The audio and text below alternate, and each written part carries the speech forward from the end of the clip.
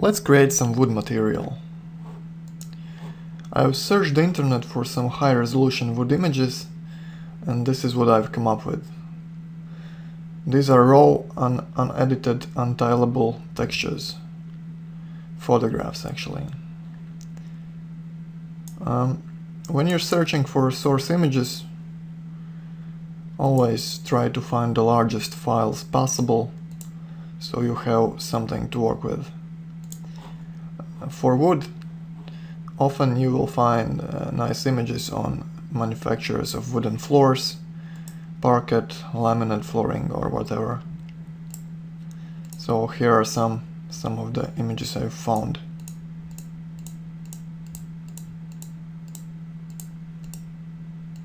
All of these are useful for creating textures. So sometimes you will even use images like doors or panels. Basically everything that has large area of wood you can try to make tileable. So let's create a texture in Photoshop now. I'm going to show you how to create a nice mahogany texture. So I'm going to use this source image. I'm opening it up in Photoshop.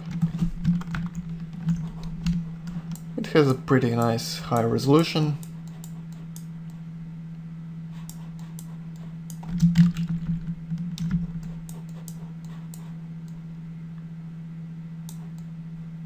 And we can try to create a tileable texture from it.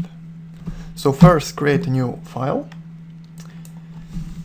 Set the size pretty large, so you can have enough space to work in.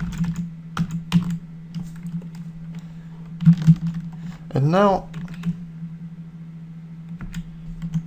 select some of the boards. Start by selecting one of the boards and copy it. Paste in the new file you just created.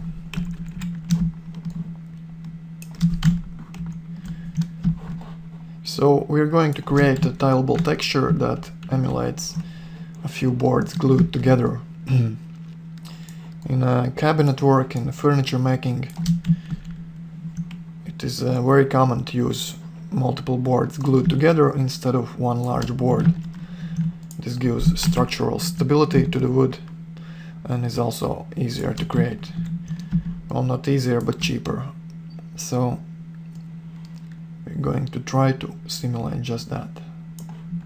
Select another board, copy, switch to the new document and paste. Put them next to each other like this. Let's pick another one. How about this?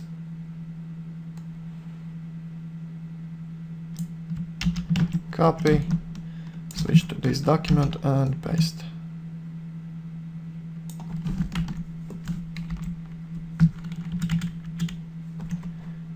Just gonna delete the upper edge here so it blends together better. Okay.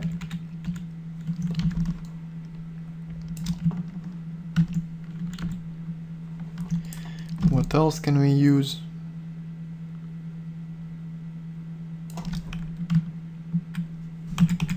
Let's try this thin part over here on the top.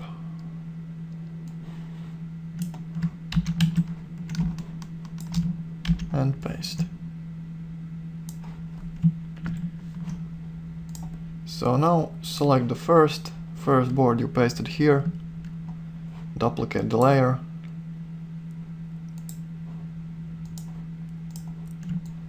and move it down.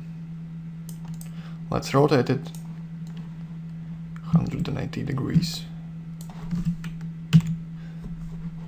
Okay, I think that's enough to start with. Maybe one more of the thin board. Just copy the layer. I'm using Ctrl+Shift+Alt and dragging it down. This makes a copy of this layer. Okay, Let's merge the layers with wood together. Select all the layers and press Ctrl E. And now let's make a rectangular selection. Copy, create a new document, and paste. So this is our base. This is what we're going to use as our texture. We just need to make it tileable. Okay, so I don't like this line here. Looks like a bad glue up, so I'm going to copy a small sliver from here and paste it over this line.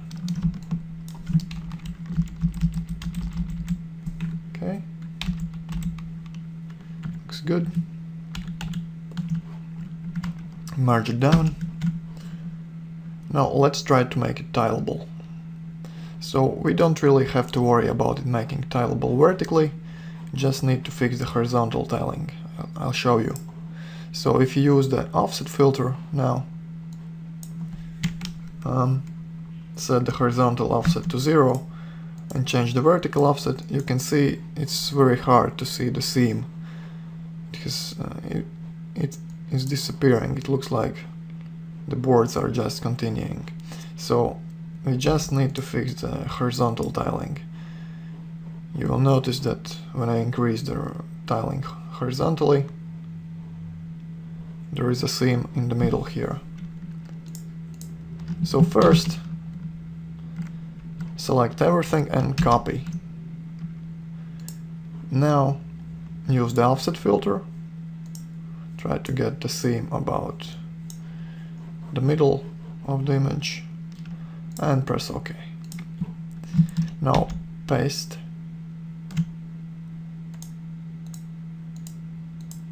And let's try erasing some parts to blend it together. So select the eraser tool, increase the diameter and reduce the hardness. And just erase, blending them together.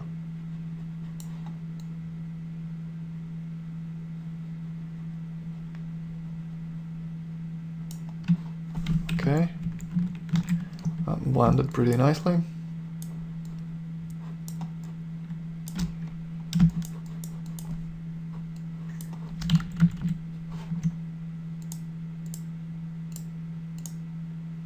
See, the seam is almost gone. Merge down this layer and let's fix some parts manually with the clone stamp tool. For example, this line here, I don't like it, I'm going to get rid of it.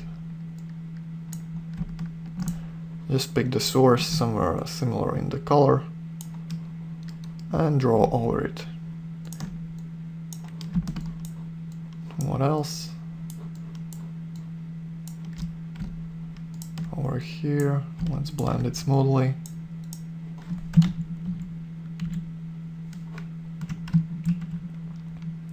So I think the basic texture is ready. Let's try using the offset filter again. You can see no matter how much I offset it, horizontally or vertically, the seams are not visible, so that means it's going to be tiling nicely in 3D Max. Okay, so let's save this image now. I like to save them as PNG files. So they do not lose quality when you edit them and save again. Let's name it Mahogany Natural. Save. Okay. Now let's create a reflection map from this image. It's pretty simple. Just duplicate the layer. I'm pressing Ctrl+J for this. And use the black and white tool to create the black and white version of the image. We want to have some nice contrast here.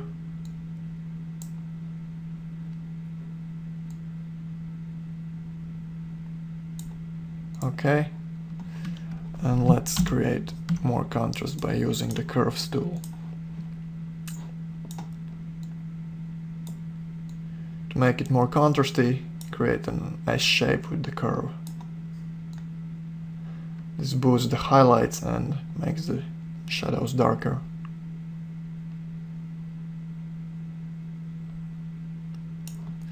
So I think this is pretty good. Let's save it as Mahogany black and white.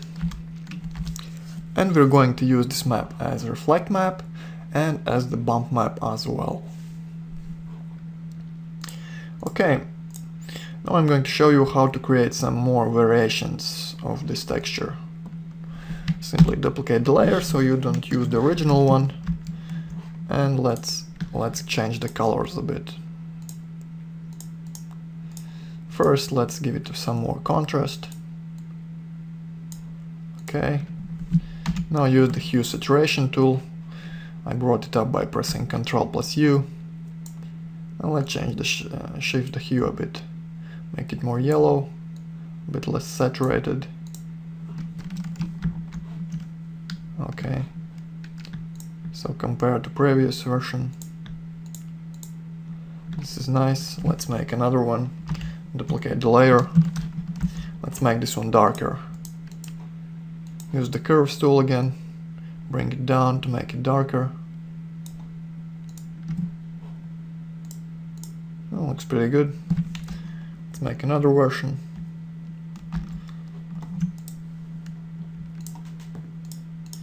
You can try creating a new layer and filling it with a color you like. For example, I'm going to use something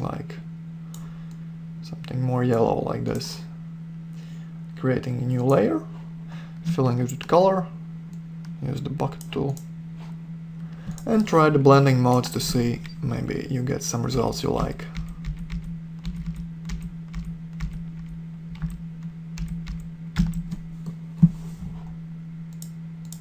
So this is pretty interesting. Merge it down and maybe make it a bit less saturated. Okay, I'm going to lighten it a bit.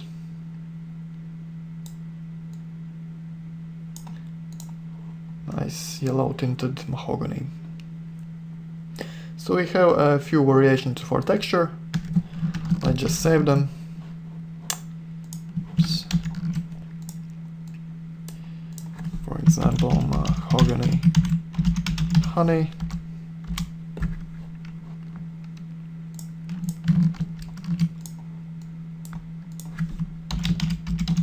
Mahogany dark.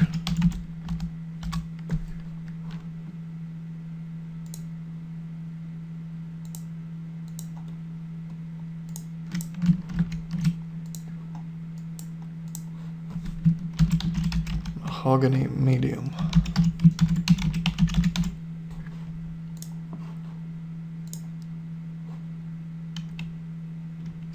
So now that we have our textures ready, let's try to create some wood material in 3D Max.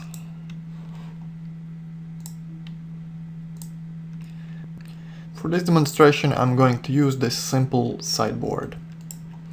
I've set up the UV coordinates to have real-world map size.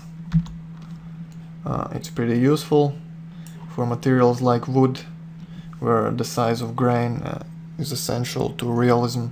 So I'm going to show you how that works. So let's create a new V-Ray material.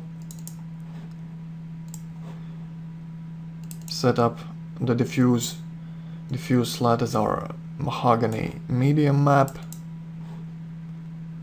and enable show in viewport. As you can see, the size is pretty small. To fix that, we will set the correct sizing with real-world scale. So enable real-world scale and look at the texture first. So let's go to our texture.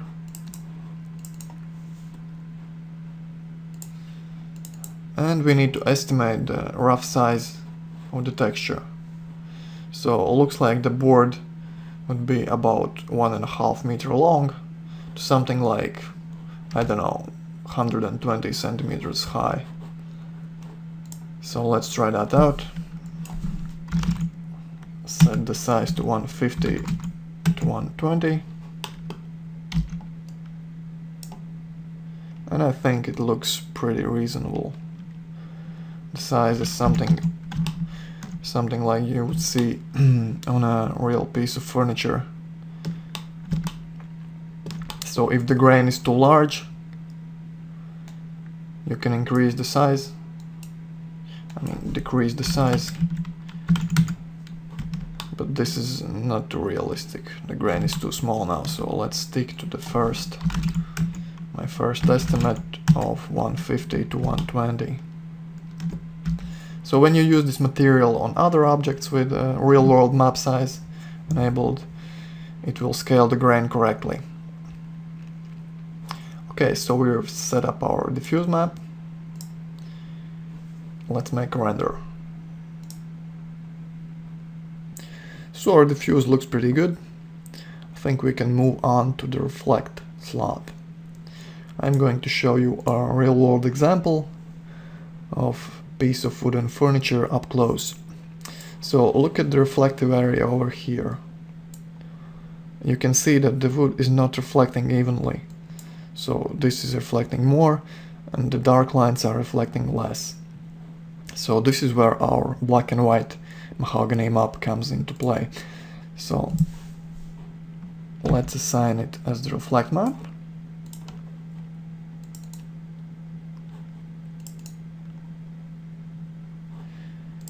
Set up the correct real-world size. And look at the material preview. You can see that some parts are reflecting more and some parts are reflecting less. So if you look at the texture, we made the dark lines darker and the brighter parts brighter. So this should simulate this effect pretty well. One more thing you can notice looking at this image is that wood has Fresnel reflections. For example, this part that is facing perpendicularly to us is more reflective than this part that is facing directly towards us or parallel to our eyes.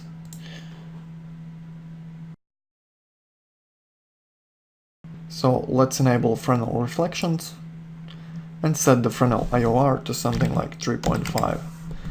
This is a normal value for wood, something between 3 or 4.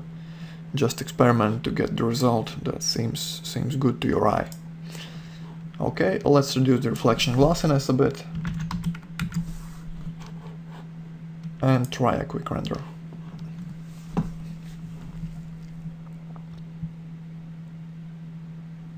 I already see that the reflections are too strong. This is not too realistic and also too contrasty. There are two ways we can fix this. One is by changing our reflect map texture in Photoshop, making it less contrasty and darker, or we can fix it straight into 3D Max. I'm going to do the second option now. This is more flexible and our source texture is not changed. So to make the reflections weaker, we can mix the reflect color with the reflect map. So since our reflect map is too bright, let's set the reflect color to something like dark gray. Now to mix them together, go to the Maps tab and change the reflect map value. If you set it to 50, it's going to use 50% of the reflect map and 50% of the reflect color. So if you set it to 80, it's going to use 80% of the reflect map and 20% of the reflect color. So I'm going to try a value of 50 and see how that looks.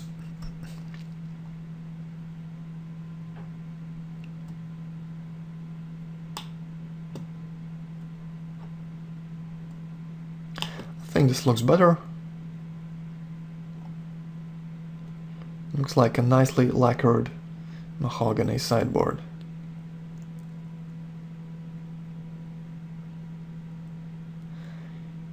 If you wish to change the finish from high gloss lacquer to, let's say, more blurry oil finish, you can do that very simply by, let's create a new material, let's copy this one actually and rename it to Mahogany Matte. So to make a matte finish, you simply reduce the reflection glossiness. Let's try a value of 0.6, assign to our object and re-render.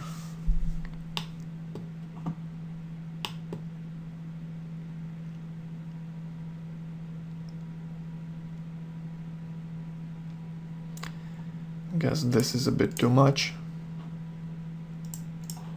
Let's try 0.75. This should work better.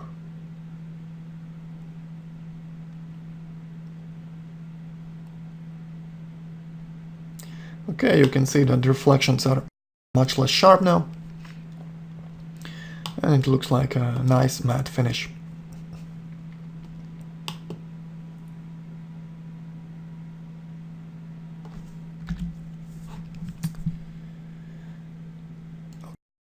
One more step to make this material even more realistic. Let's go back to the glossy version. And we need to assign a bump map. Look at this photo. You can see that the surface is not perfectly smooth, even on a finished piece of furniture. So we will simply copy our reflect map and paste it into the bump slot. Let's reduce the value, something like 4, so the bump is not too strong.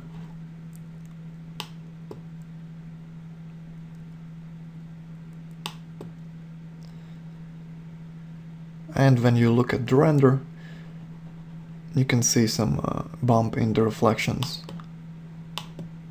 So this makes it look more realistic.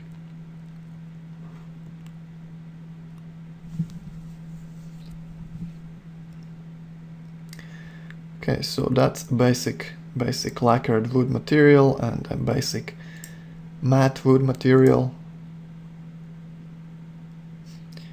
To change the color, you simply create multiple versions of the texture in Photoshop like we did and change the diffuse map. Nothing much to it. So for example, if you wanted a lighter mahogany, you would use our lighter honey mahogany texture we created.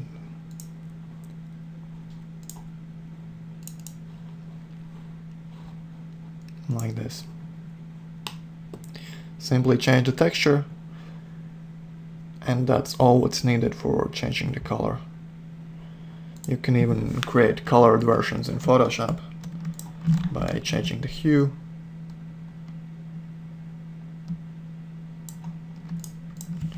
This emulates a dyed wood. It has been colored.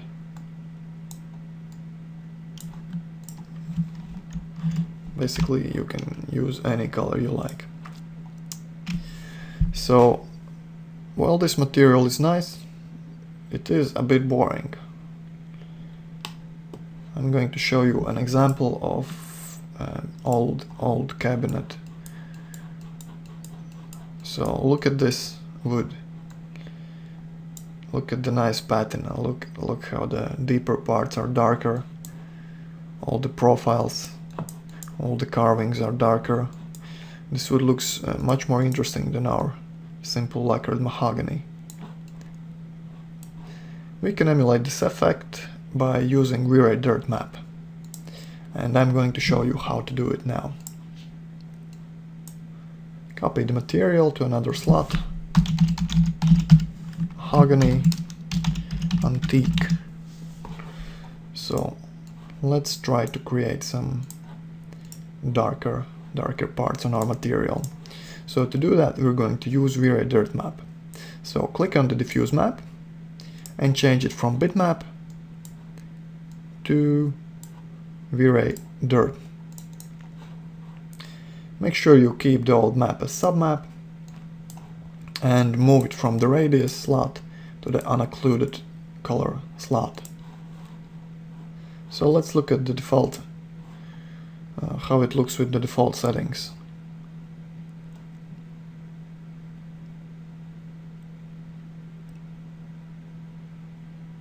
So it already looks more interesting. You can see that these carved parts are darker. The corners in the profiles are darker. It has a nice patina now.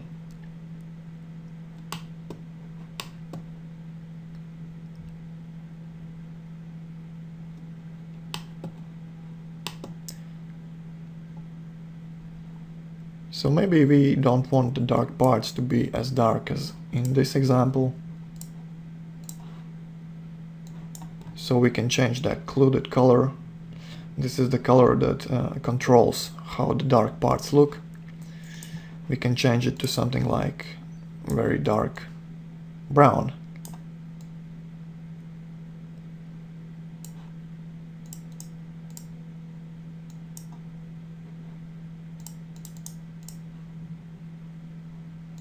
Okay. Let's re-render a little piece to see how that changed.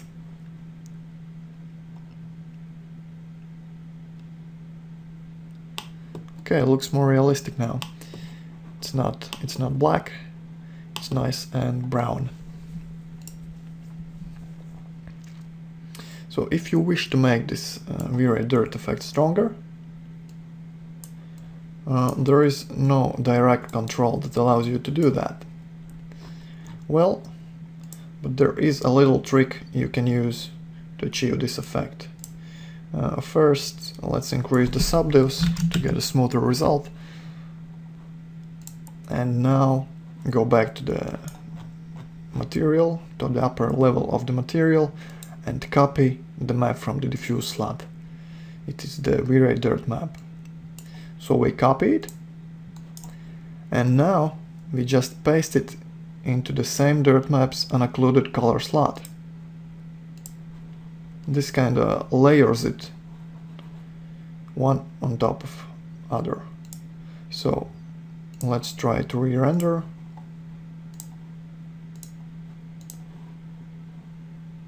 To see what has changed. So this is our first result.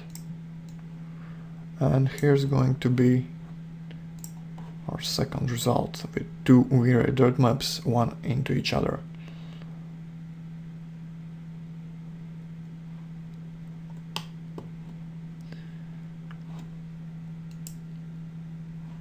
As you can see, here and here, the effect is getting stronger.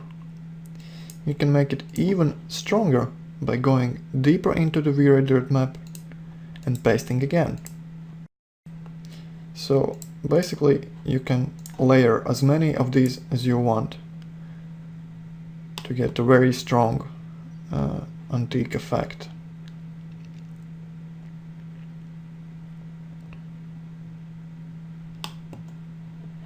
You can see the dark parts are much more intense now. Okay, so this looks pretty nice.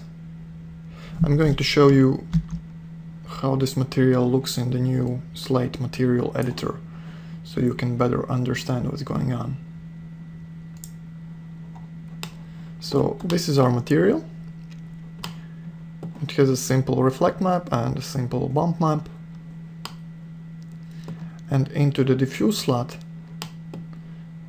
goes one V-Ray Dirt material, another, and finally our diffuse bitmap in the unoccluded slot of the last V-Ray Dirt map. So basically there are 4 dirt maps layered to increase the effect 4 times. And to change the texture, you simply change the unoccluded color of our last V-Ray Dirt map. For example, if I select Mahogany Natural, I don't need to make any other changes, and the whole material is changed to the mahogany natural. All the dirt effect is still going on, simply the diffuse color has changed.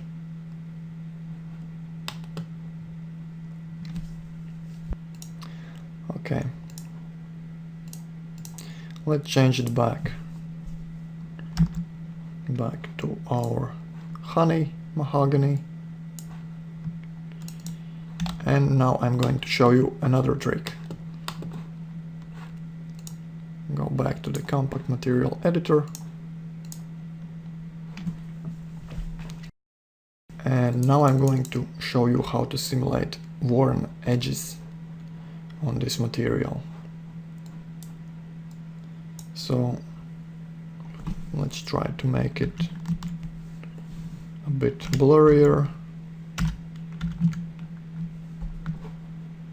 and less reflective for older effect.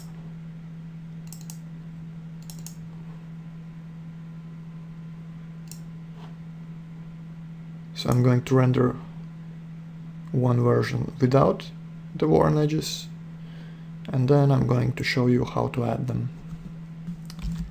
Okay, so this is how it looks right now. And let's create some worn edges. So as furniture gets old and is used a lot, sometimes the sharp outer edges get bumped against or scratched or whatever, so they lose their finish. So to do that, we're going to take our diffuse map, cut it, and assign new V-Ray dirt map to the diffuse slot. Now paste our copy into the unoccluded slot and set the occluded color as mahogany natural. So this should simulate the fact that the honey version is finished version and the natural version is without the finish. So we're going to use V-Ray dirt map to simulate that by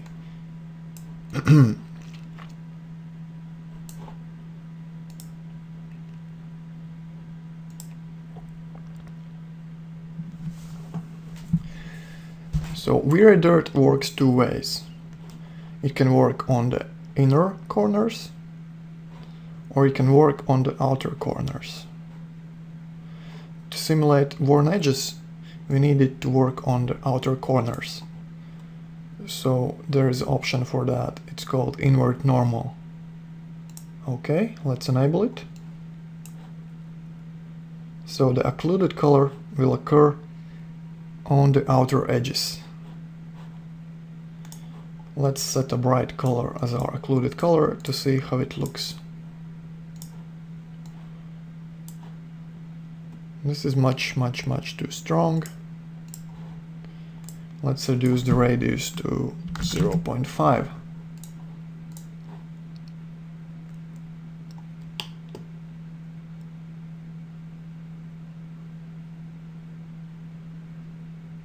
Okay, now you can see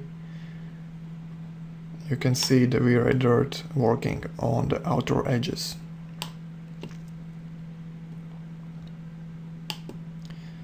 Right now result looks too even, and it is too strong on these parts over here.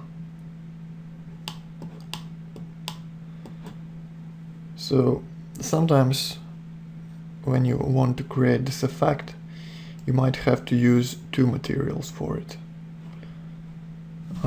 One without this effect for parts that cause glitches like this one here, and one with the effect for everything else.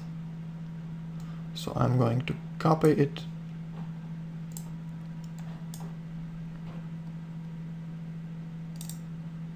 and get rid of the red edges.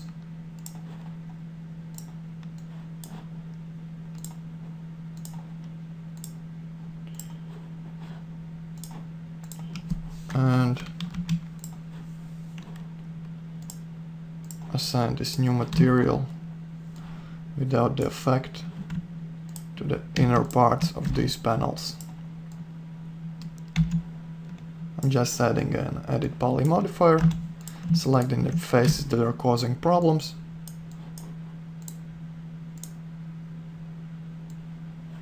and setting the material ID as 3 in this case.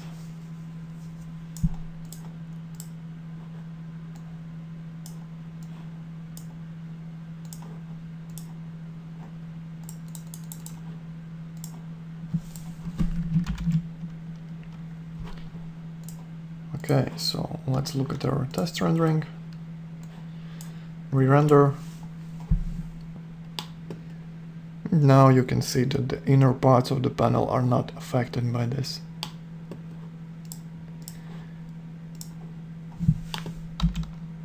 Let's keep working on this material now. So let's try a larger radius, like 1 centimeter.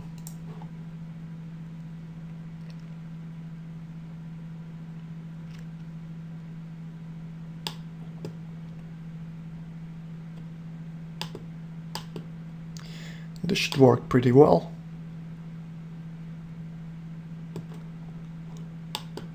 I'm using the red color simply to demonstrate the effect. It's sometimes useful to choose a bright color so you can actually see what's going on with the V-Ray dirt map. Okay, so this looks pretty nice, but the results are too even. For this, we will use one of our dirt bitmaps. Go to the radius slot, select bitmap, and select one of our dirty bitmaps. For example, this one.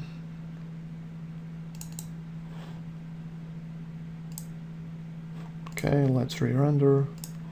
So let's see how this bitmap looks. Okay. First, we probably want to invert it. Then we want to increase the RGB level to increase the contrast. So how the radius bitmap works in V-Ray dirt map. The white parts show the dirt effect, the black parts are unaffected. Aha, one more thing. Yes, we need to fix the size of our map. First of all, enable use real world scale and set size to something like 50 centimeters.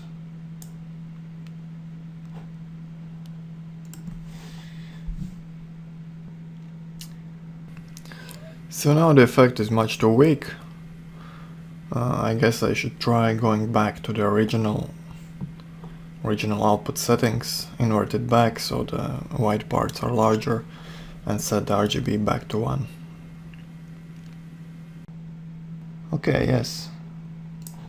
Let's increase contrast now.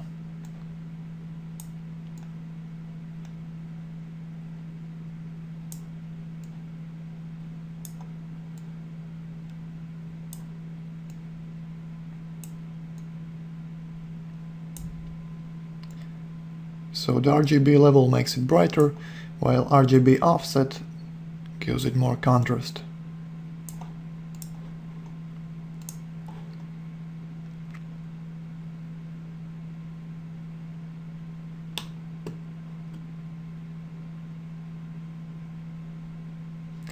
Okay, this is looking good.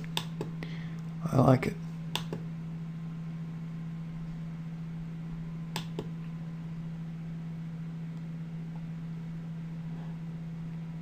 So once we have a result that we like, we can change the red color to something more natural.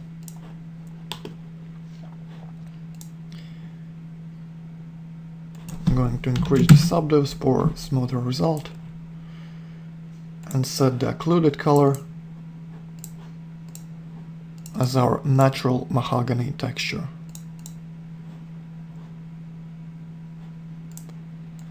Set the correct map size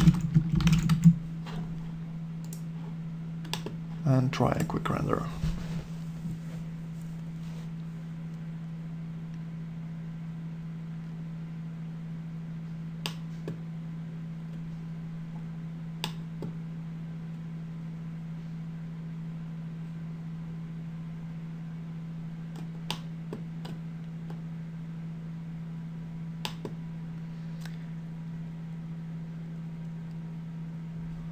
Let's adjust this a little bit.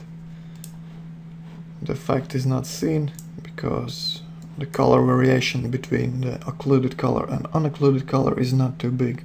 So let's mix our natural mahogany with the white color. So simply reduce the occluded color map value to, let's say, 90 or 80 and try again.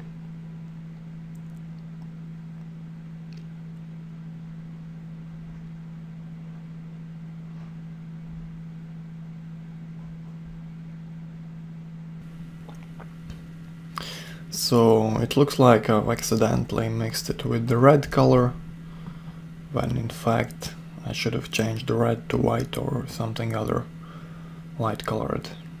So I'm going to change the occluded color to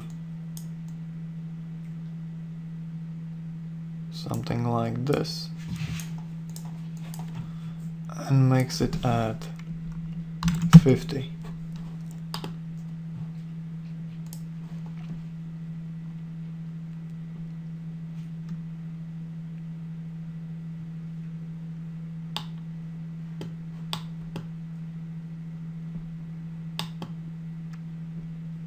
Okay, this looks good. So I'm going to render the whole sideboard now.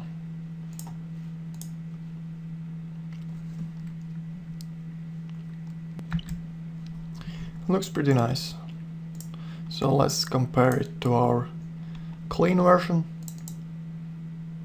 and with the worn edges.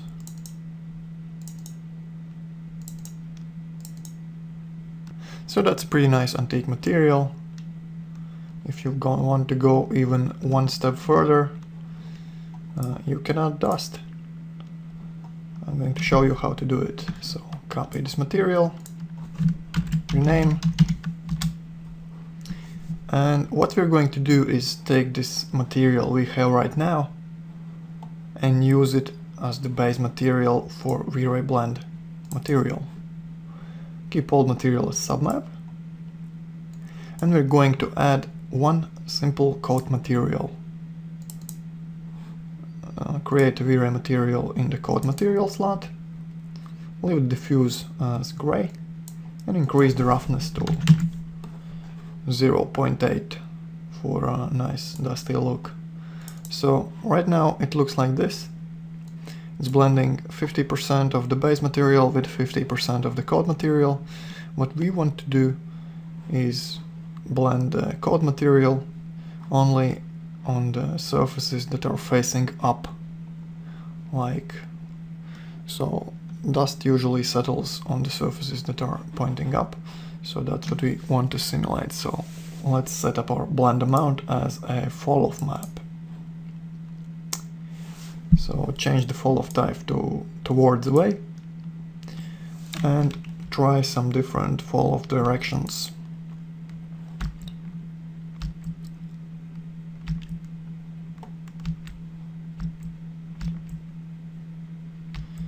So the best one probably is world z-axis or the vertical axis. So right now it's working the wrong way, so we will flip it around. Okay, so now the dusty parts are on top and the clean parts are on the bottom. But the dust is blending too smoothly. This is where the mix curve comes in. I'm going to add a few points and change their position. Okay. As you can see, we can create a much sharper transition between the dusty parts and clean parts. You can change where the dust settles.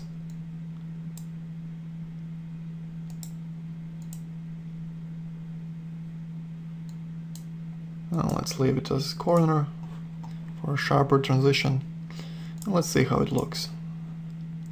So it looks like I forgot to assign it to our object, so drag and drop here. And let's re-render.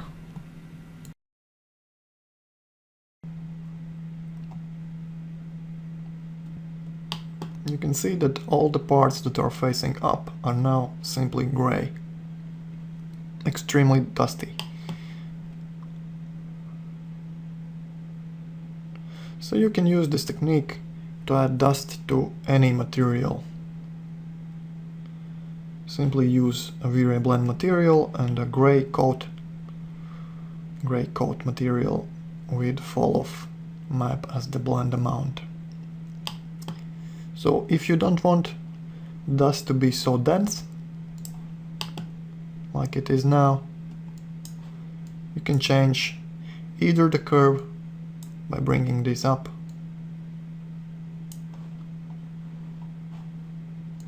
or you can reduce the brightness of the white color.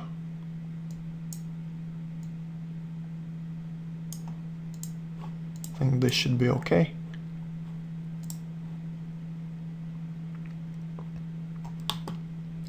It's still dusty, but you can see through it. You can see the base material. Just a tiny bit. So that's an example of an advanced wood material with dark inner corners, worn outer edges and dust on top of it. When you break it down into steps, it's actually pretty simple. You just have to understand how these maps work. I've also prepared a couple of more textures for you. Go to the wood textures. I've prepared the cherry texture in different color variations.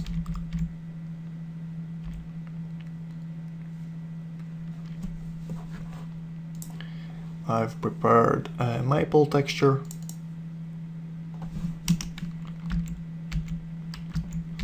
Also in different color variations. And I've prepared an oak texture. You can use these to create many variations. You can use these as they are right now. Or you can find some images on the Google image search and create your own textures. Here's a walnut. Pretty interesting.